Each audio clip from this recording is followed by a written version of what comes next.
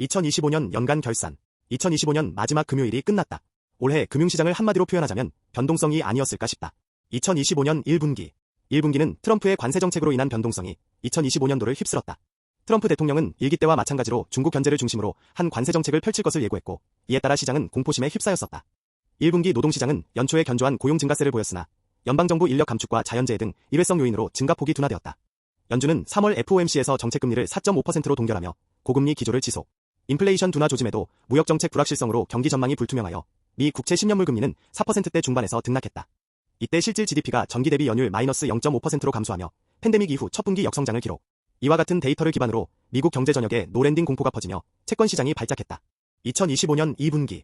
2분기는 본격적으로 채권 시장의 발작과 변동성이 시작한 시기였다. 시장은 방향을 잡으려 했었고, 트럼프는 관세 정책 외에 시장의 아픈 곳을 건드리면 위험하겠다는 생각을 하게 되었을 시기라고 필자는 생각한다. 노동시장은 1분기와 마찬가지로 완만한 고용 확장이 이어졌고 실업률은 소폭 하락했다. 그러나 제조업과 물류 부문이 관세 영향으로 일부 고용이 감소하기 시작했다. 이에 따라 채권 시장은 회사채가 중심이 되는 발행이 이어졌으며 장기 국채의 수요는 비교적 견조했다. 이 시기에 GDP 또한 반등하며 1분기 감소분을 만회했는데 비교적 과도한 레버리지를 정리하고 본격적인 AI 랠리가 다시 시작될 무렵이었다고 생각한다. 2025년 3분기. 그러나 2분기는 3분기의 예고편에 불과했다. 개인적으로 3분기부터 미국 경제의 균열이 본격적으로 드러나기 시작한 시기가 아니었나 싶다.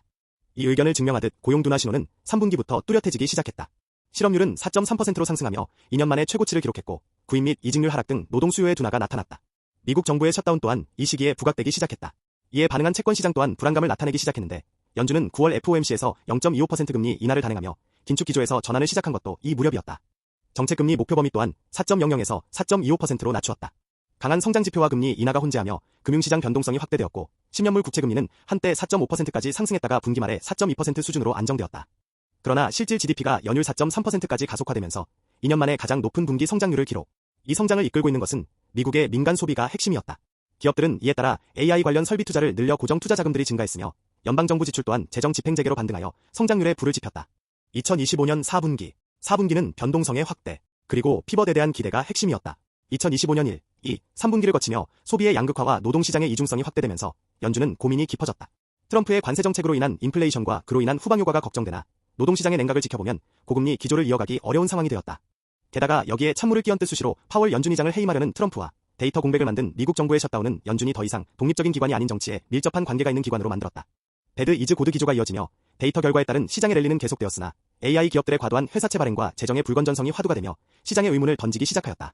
4분기 노동시장은 확실히 식어가고 있음을 나타냈고 미국의 성장을 주도하는 소비는 K자형 양극화의 심화로 나타났다. 이로 인하여 배드 이즈 고드 기조가 끝나가면서 시장의 변동성이 계속해서 확대되었다. 정리. 2025년은 골디락스를 유지하기 위한 한 해였다. 그로 인한 정책적 압력이 주가 되는 한 해였다. 이로 인한 변동성 확대가 시장의 불확실성으로 이어졌고 시장 참여자들은 주가와 지수 상승에도 불구하고 돈을 번 사람만 버는 시장이었다.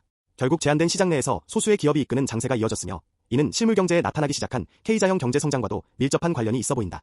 2025년 한 해가 AI의 주도하에 변동성 확대를 나타내고 옥석 가리기가 진행되는 과정이었다고 한다면 2026년은 경기를 후행하는 노동지표의 악화로 인한 정부의 정책적 지원이 더 커지는 한 해가 될 것이고 이로 인한 연준의 방향이 중요해지는 한 해가 될 것이다.